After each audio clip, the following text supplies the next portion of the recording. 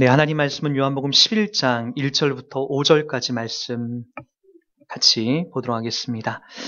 어떤 병자가 있으니 이는 마리아와 그 자매 마르다의 마을 베다니에 사는 나사로라.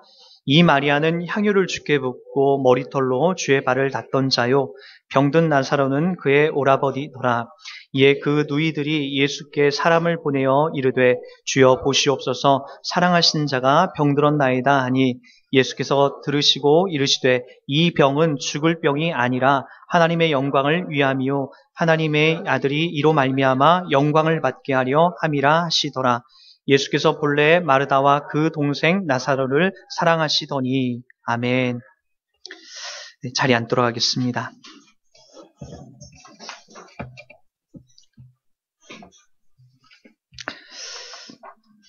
여러분, 요한복음에만 나와 있는 아주 특징적인 사건이 무엇이냐면, 요한복음에는 우리가 생각하는 것만큼 그렇게 표적과 기적이 많이 나오지 않습니다.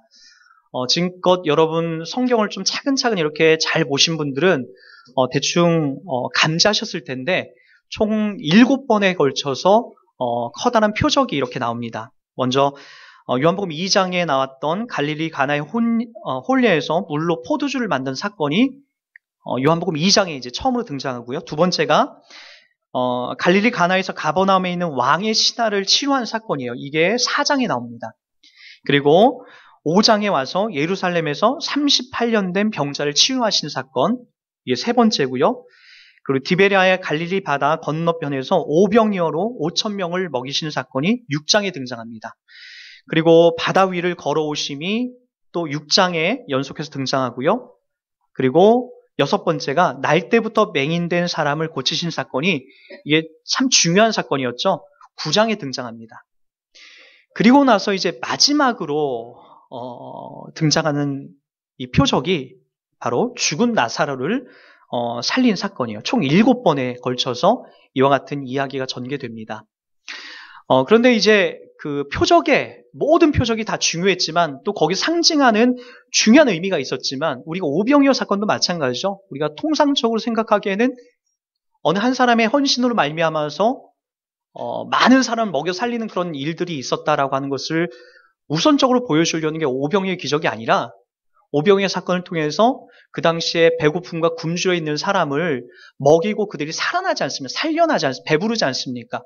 마찬가지로 예수님이 그들에게 하셨던 말씀이 뭐죠? 내가 오병이어라는 거예요. 내가 하늘로서 내려온 생명의 떡이니까 너희들 나를 먹고 나를 마시면, 먹고 마신다는 게 뭐죠? 믿는다라는 거죠.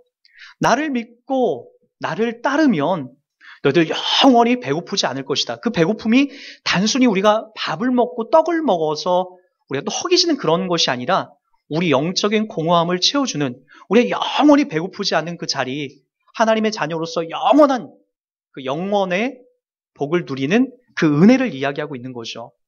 여러분, 오늘 그러한 이야기들을 만들어 오셔서 11장, 12장에 이 나사로를 살린 사건은 여러분 모든 표적의 결정판과도 같아요.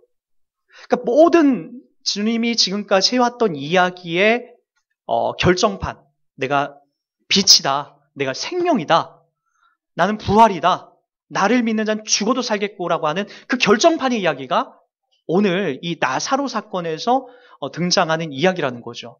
그래서 여러분과 저는요, 이 나사로 사건이 상당히 길게 좀 기록이 되어 있습니다. 차근차근 이제 훑어가 보면서 하나님께서 이 사건을 통하여서 우리들 가운데 본질적으로 하시려고 하는 그 의미를 이제 찾아 나갈 겁니다. 오늘은 그 서론과도 같은 이야기를 먼저 좀 살펴보고, 이 이야기가 하나님께서 의도하시고자 하는 큰 줄기는 무엇인가를 오늘 먼저 한번 살펴보며 나가도록 하겠습니다. 여러분, 오늘 이 이야기의 가장 중요한 이야기는 예수님이 지금 이 사람들과의 어떤 관계 속에 있냐는 거예요. 3절과 5절을 한번 보세요. 3절과 5절. 이에 그 누이들이, 이 나사로의 누이들인 거죠. 예수께 사람을 보내어 이르되 주여 보시옵소서, 사랑하시는 자가 병들었나이다. 이유는 잘 모르겠지만 예수님과 이 나사로의 관계가 깊은 어떤 사랑의 관계, 어떤 이성적인 그런 게 아니라요. 그런 것이 아니라 정말 연민과 안타까움과 그리고 이런 필레오적인 그런 사랑의 관계를 지금 맺어가고 있었다라는 거죠. 여기 보니까 그 관계를 분명히 그렇게 얘기하고요. 이 나사로가 병들어서 지금 고통 속에 있다라고 하는 것을 예수님에게 이야기합니다. 5절에도 예수님께서 또 이렇게 이제 이 본문이 이렇게 얘기하죠. 예수께서 본래 마르다와 그 동생과 나사로를 사랑하시더니 라고 얘기합니다. 예수님께서 이 사랑한다라고 하는 이 의미를 이 짧은 본문에 2번이나 이렇게 기록하고 있는 것은 이들과 예수님과의 관계가 정말 특별한 관계라는 것을 이렇게 담아내고 있다는 거죠. 근데 결과는 뭐죠? 사랑하는 사람이 고통 속에 있다는 거예요. 그리고 결국에는 예수님이 희한하게 이 사건을 이틀이나 지체하세요. 여러분, 사랑하는 사람이 지금 고통 속에서 죽어가고 있고 힘들어하고 있는데 만사 제껴놓고 우리가 찾아가야 되는 게 우선이 아닙니까? 근데 오늘 희한하게도 예수님은 이틀이나 더 지체하세요. 어떻게 보면은 이 나사로가 완전히 죽기를 기다리고 있는 듯한 그림을 볼 수가 있어요. 우리 한번 그 말씀이 6절에 나오죠. 우리 한번 보도록 할게요. 나사로가 병들었다 함을 들으시고 그 계시던 곳에 이틀을 더 유하시고, 예수님이 지금 계시던 자리는 어디냐면요, 예루살렘에서 요단강 동편에 어떻게 보면은 예루살렘과의 거리가 하루는 걸어가야 되는 그 먼 거리에 있었어요. 왜냐하면은 우리가 40절 보세요. 10장 40절에 보면은 다시 요단강 저편 요한이 처음으로 세례 베풀던 곳에 가서 거기 가시더니, 예수님이 왜 거기 가셨죠? 예수님을 돌로 쳐 죽이려고 하는 나는 하늘로서 온 하나님이 보낸 양이다. 하나님과 나는 하나다라고 하는 그 이유 때문에 신성모독했다라고 예수님을 죽이려고 하는 그 자리 때문에 피해서 요단강 동편으로 가 계셨던 자리예요. 근데 지금 이 나사로는 어디 지역에 살고 있었냐면, 여기 보니까 어떤 병자가 있으니 이는 마리아와 그 자매 마르다의 마을 베단이라고 나옵니다. 이 베단이는 예루살렘에서 아주 가까이 있었어요. 한 3km 정도밖에 되지 않는 아주 가까운 지역인데 예수님과의 거리는 지금 한 하루 정도는 걸어와야 되는 거리예요. 근데 여러분은 지금 병들었으면, 내가 사랑하는 사람이 병들었으면 1시가 급하게 그곳으로 달려가야에도 불구하고 예수님은 본인께서 지금 거하시는 곳에 이틀이나 더 유했다 간다라는 거예요. 진짜 사랑하는 게 맞나요? 여러분, 근데 이 본문의 가장 중요한 의도는 예수님의 이야기를 듣고 우리 4절 말씀의 모든 핵심이 여기에 집중이 되어야 됩니다. 우리 한번 다 같이 읽어볼게요. 예수께서 들으시고 이르시되 이 병은 죽을 병이 아니라 하나님의 영광을 위함이요 하나님의 아들이 이로 말미암아 영광을 받게 하려 함이라 하시더라. 무슨 이야기를 하고 있는 거죠? 이 병은 죽을 병이 아니라는 거예요. 근데 여러분, 현실은 어떻죠? 이미 이 소식이 지금 주님이 사랑한 나사로 병들었습니다 라고 했을 때 이미 나사로는 죽어가고 있었어요. 죽었어요. 그러고 나서 예수님이 이틀을 더 거하고 그리고 총 4일에 걸쳐서 이 자리에 왔는데 그때는 어떤 모습이 나면 시체에서 썩은 냄새까지 난다라고 얘기해요. 근데 지금 예수님은 전혀 딴 얘기를 하고 있거든요. 이 병은 죽을 병이 아니다. 죽을 병이 아니라 하나님의 영광을 위함이요 하나님의 아들이 이로 말미암아 영광을 받게 한다라고 하는 이 의미를 이야기하고 있어요. 여러분, 종국엔 무엇을 얘기하려는 거죠? 예수님은 죽은 자를 살려내신다.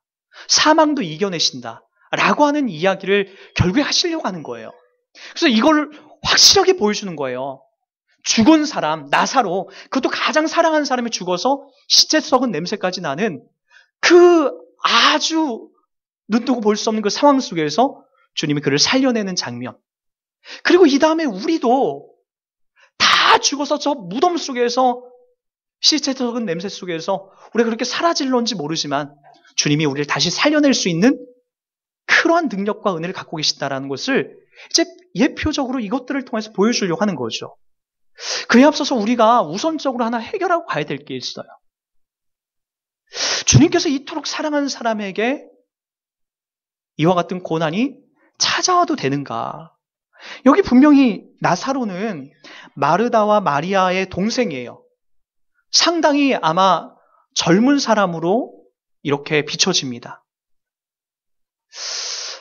여러분, 이렇게 젊은 사람, 아마 청년과도 같은 결혼도 하지 아니한 이런 청년과도 같은 사람이 이렇게 갑작스럽게 고통당하는 이 자리가 얼마나 고통스럽고 힘들까요? 아마도 예수님께서 바로 와주셔서 이런 문제를 해결해 주셨다면 고통이 좀 덜했을 텐데 예수님이 4일이라는 시간을 허비하시면서 느그적 그 자리에 오세요.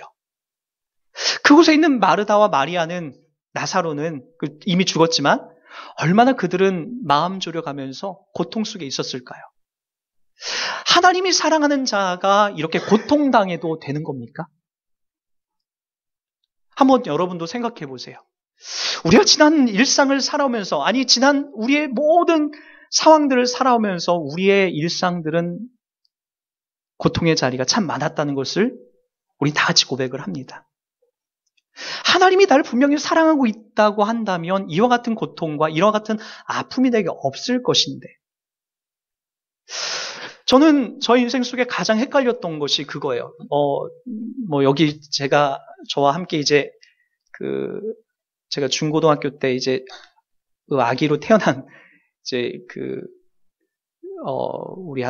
제가 신앙생활을 했던 시골교회 한 청년도 이 자리에 지금 와 있는데요.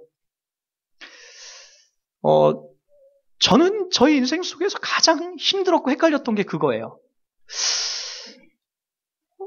아버지와 어머니가 너무나 가난했고 자주 싸우고, 아버지는 술 먹고 고통 속에서 그렇게 다니시다가 아버지 이제 예수님 믿고 돌아가셔서 저도 이제 예수님을 믿고 저희 어머니도 예수님 믿고 나서 이렇게 교회를 왔다 갔다 하는데 형편이 나아질 기미가 안 보이는 거예요. 그리고 더더욱 많이 헷갈리고 힘들었던 건 뭐냐면은 어머니의 아버지가 계실 때는 그래도 괜찮았는데 이 아버지가 돌아가시고 나서 더 큰 충격이 왔는지 모르겠지만 이게 미친 병이라고 하죠. 그런 것들이 막 걸려서 비 오는 날 동네를 뛰어다니기도 하고, 예배당에 어머니 모시고 오면은 저 뒷자리에서 막 웃기도 하시고, 목사님 설교 중에 막 웃는 정도가 아니라 별의별 일들이 많이 있었어요. 그게 저한테는 너무나 힘들었어요. 그 공간 안에는 제가 짝사랑하던 사람도 있었거든요. 여러분, 그러한 상황 속에서 이 사춘기의 그 시즌을 보내면서 그게 저에게는 얼마나 고통스럽고 괴로웠는지 몰라요. 그게 너무나 힘들었어요. 한 번은 이걸 좀 하나님 앞에 고쳐달라고 제가 교회에 와서 막 마룻바닥을 그 교회 바닥을 때리면서 하나님 앞에 하소연하듯 기도했던 게 지금도 생생해요.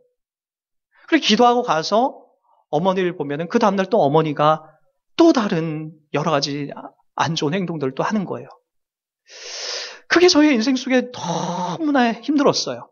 사춘기를 보내면서 도대체 왜 나에게는 이런 일들이 생기나? 예수 믿으면 큰 복 받는다고 하고 모든 것이 잘 된다고 하는데 난 왜 이렇게 더 어두운 터널로 더 들어가는 건가에 대한 이 숙제를 풀 겨를이 없었어요. 그래도 교회에서는 학생부 회장도 하고 믿음 좋다라고 하고 새벽 예배도 잘 나오고 하니까 티는 안 냈죠. 늘 은혜 충만, 성령 충만한 척하면서 다녀야 되는 저의 더 비참한 모습들이 제 안에 이렇게 자리하고 있었죠. 현실은요, 집에 가면 미칠 듯이 괴로웠고 정말 말할 수 없는 고통들이 저의 삶을 지배하고 있었던 거죠. 여러분, 하나님이 날 사랑한다는 건 분명히 느끼겠는데 현실적인 상황들을 보면은 전혀 그런 것들이 느껴지지 않더라는 거예요.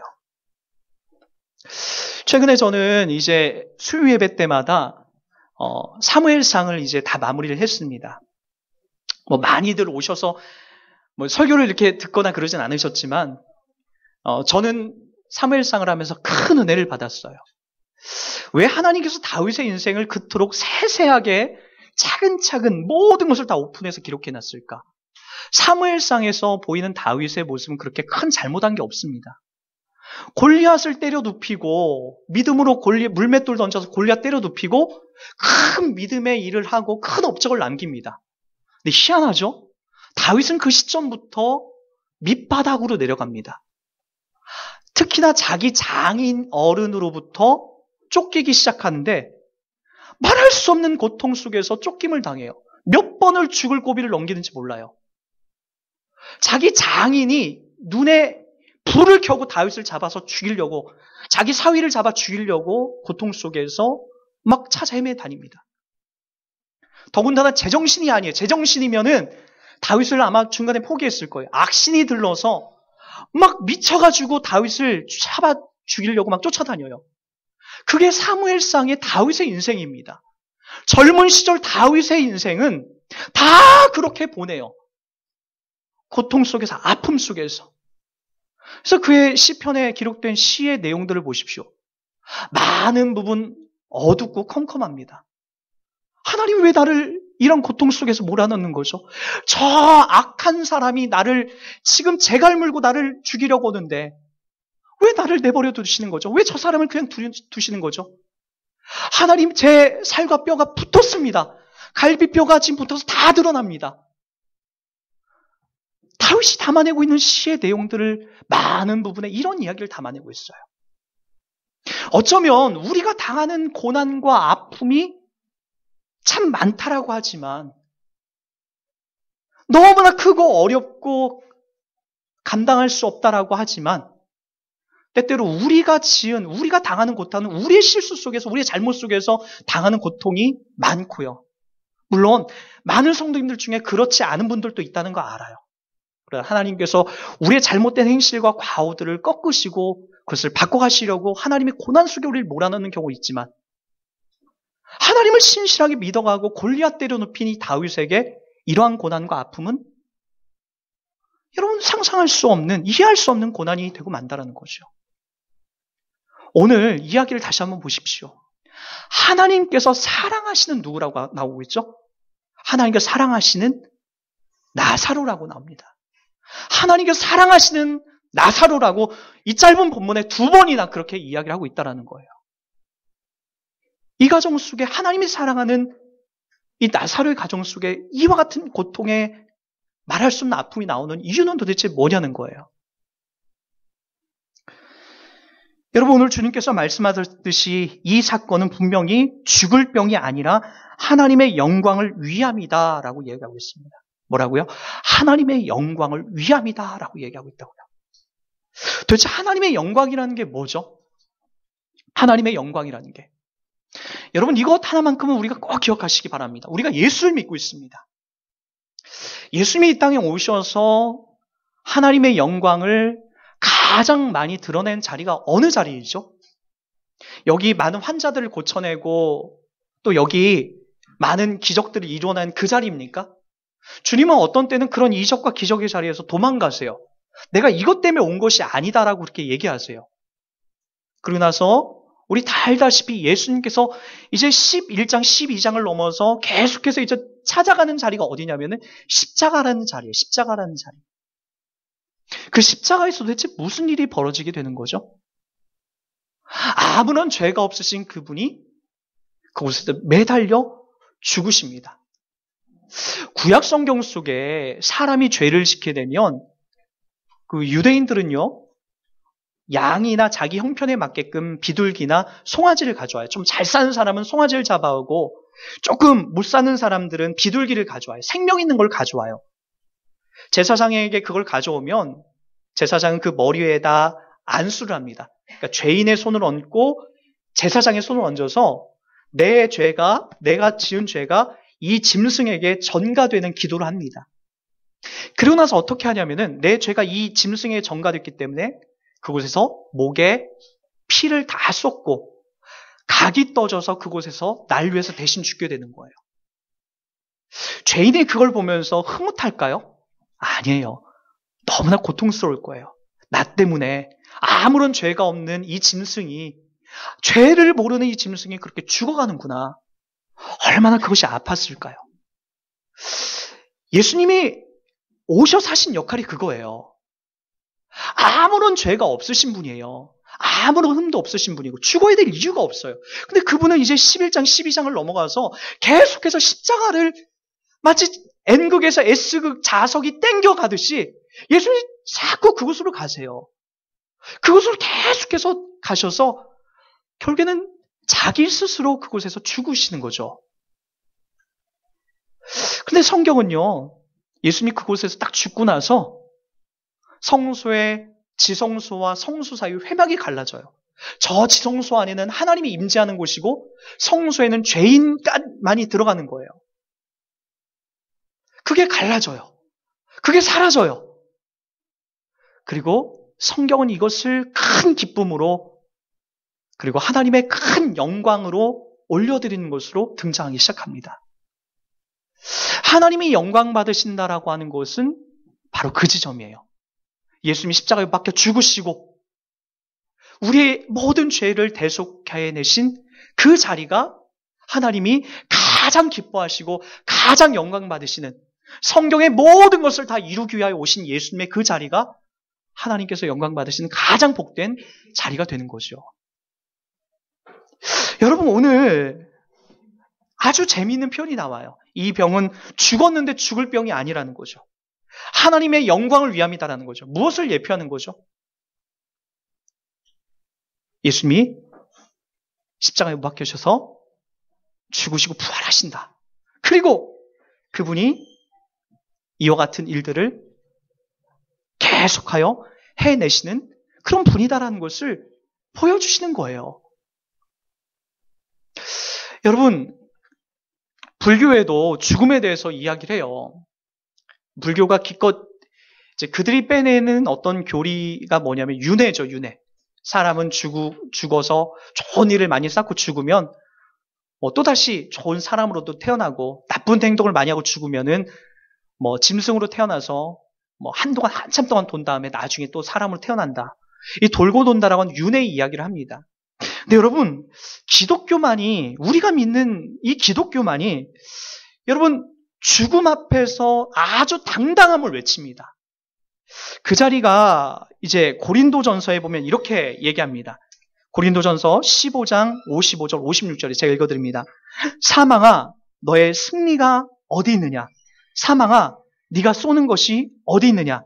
사망이 쏘는 것은 죄요, 죄의 권능은 율법이라. 우리 주 예수 그리스도로 말미암아 우리에게 승리를 주시는 하나님께 감사하노니. 사망아, 네가 쏘는 것이 어디 있느냐? 사망아, 네가 이기는 것이 어디 있느냐? 넌 없다라는 거예요. 한번 여러분 잘 생각해 보세요. 우리는 이 다음에 100년 안에 저와 여러분은 이 자리에 같은 공간에 있을 수 있는 사람은 아무도 없어요. 100년 안에 우리는 다 순서는 다 다르겠지만 다 차곡차곡 우리는 하나님 앞에 가게 되어 있습니다. 근데 여러분, 그 자리에서 우리를 살려내고 우리를 그 사망에서 이길 수 있게 한 능력이 우리에겐 없지만 예수 그리스도 안에는 그것이 넉넉하게 충분하게 있는 거예요. 이걸 깨닫는 사람은요, 우리가 앞으로 맞이할 사망, 그 죽음을 어떻게 한다라고 혼내킬 수 있는 거예요. 사망아, 너의 힘이 어디 있느냐? 사망아, 네가 힘쓸 수 있는 게 어디 있느냐? 사망아, 너가 나를 어떻게 할 수 있겠느냐? 우리가 그 이야기를 늘 소망하면서 살 수 있게 되는 거죠. 하나님께서 그걸 통해서 영광을 받으신다라고 이야기합니다. 그러게 여러분, 우리의 고난은 하나님을 신실하게 믿어가고 하나님을 우리를 사랑한다는 내용 속에서 우리가 당하는 아픔과 고난은 결국엔 모든 것이 다 하나님이 이걸 통해서도 영광을 받으시는 거예요. 지금은 우리가 알 수 없어요. 고난을 당해본 사람, 고난을 앞으로 당해야 될 사람, 고난을 당해온 사람은 여러분 그것을 쉽게 설명하는 이야기할 수 없습니다. 고난 속에 빠져본 사람은 그 자리에 있는 사람은 그것이 얼마나 괴롭고 아픈 자리인지 몰라요. 그러나 여러분, 성경이 우리들 가운데 계속해서 말씀하는 것은 무엇이냐면 그 자리를 통해서 하나님이 영광을 받으시고 하나님의 귀하신 뜻을 만들어 가시고 결국에는 그 일을 통하여서 하나님의 우리의 죽을 것 같은 이 사망의 자리에서도 결국 우리를 살려내는 이 놀라운 일들이 우리 가운데 있다라고 약속하고 있다라는 거죠. 저희 집에는 저희 둘째 형님은 아직 예수를 믿지 않습니다. 저희 어머니가 돌아가시고 나서 가장 많이 울었던 것이 저희 둘째 형님이에요. 저요? 처음에 깜짝 놀라서 이제 어머니의 그 모습을 맨 처음에 제가 딱 맞이하고 깜짝 놀라고 매일 나와 함께 있을 것 같은 어머니가 돌아가신 모습을 보고 깜짝 놀라서 처음엔 너무나 경황이 없어서 울었지만 정신을 차려놓고 보니까 저희 어머니가 고통과 고난 속에서도 예수님을 잘 믿고 있었어요. 저는 그걸 분명히 확신합니다. 저희 둘째 형님은 이제 어머니를 더 이상 못 본다라는 생각 때문에 정말 꺼이꺼이 울더라고요. 40살 넘어가신 형님이 그렇게 막 우는 모습을 보고 그 당시 얼마나 많이 제 마음이 아팠는지 몰라요. 왜냐하면 이 둘째 형님은 또 어머니한테 나쁜 짓을 참 많이 했거든요. 철들고 나니까 더 이상 엄마한테 아무것을 못하는 그 불효의 모습 때문에, 나쁜 짓만 하는 행동 때문에 이제 좀 철들고 어머니한테 좀 효도 좀 하려 했더니 어머니가 갑자기 돌아가시니까 그 자리가 너무나 고통스럽고 더 이상 못 본다는 것 때문에 괴로운 거죠. 저는요. 여러분, 어머니 그 모습 보고 그 다음에는 많이 울지 않았어요. 왜요? 그 자리가 끝이 아니기 때문에 그런 거죠. 이 다음에 내가 죽은 다음에, 내 생명이 다 끝난 다음에 다시 우리가 그리워할 그 사람들과 반드시 만날 것을 성경은 약속하고 있기 때문에, 하나님이 그걸 영광 받으시기 때문에 울음의 자리가 아니라 결국엔 웃을 수 있는 자리로 몰아갈 수 있게 되는 거죠. 여러분들의 인생 속에도 마찬가지일 겁니다. 어떠한 고난이 여러분들에게 오는지 몰라요.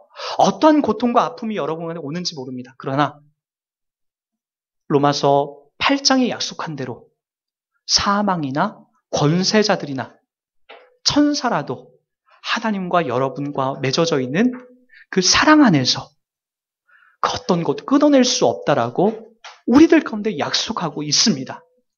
그것이 바로 성경이 사망을 우습게 여기는 것이고, 사망 뒤에 하나님의 분명한 부활과 이 영생이 있다라고 하는 지점으로 흘러가고 있는 중요한 자리가 되고 있다는 거죠.